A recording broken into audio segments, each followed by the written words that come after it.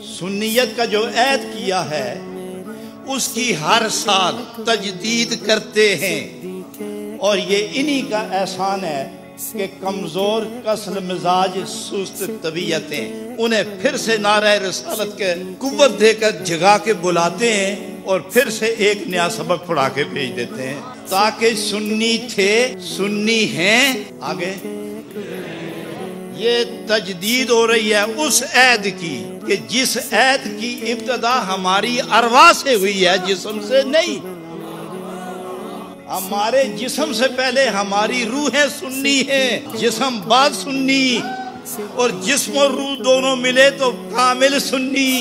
और जब सुस्ती वाक़या हुई तो ये मुक्तदा आ गए, सबक पढ़ो फिर भूला हुआ।